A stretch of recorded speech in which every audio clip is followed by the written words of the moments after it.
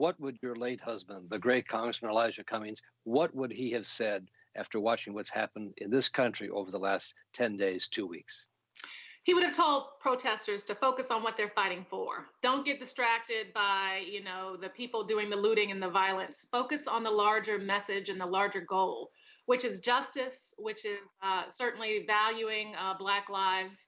And he would have, discouraged those who were engaged in looting and violence because he would have considered them counterproductive to the larger message. He would have also said, we're better than this. It's this popular refrain. I've noticed that a lot of politicians are repeating it, but he would have absolutely deplored what Donald J. Trump did in response to the peaceful protests going on outside of the White House.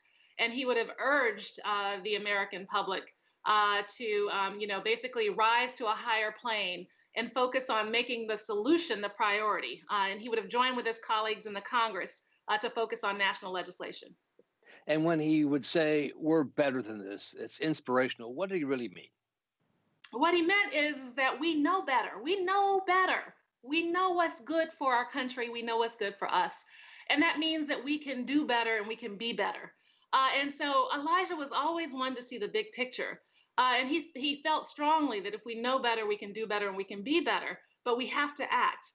So when he's saying we're better than this, it's a call to our higher angels to do what's right and to serve justice.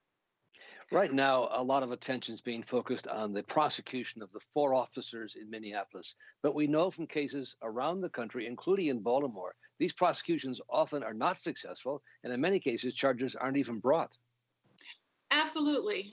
What happens in local political ecosystems is there is a political protection racket, if you will. The incestuous relationship between the prosecutors and the police departments is just very, very tight. So tight that there's no arm's distance between them.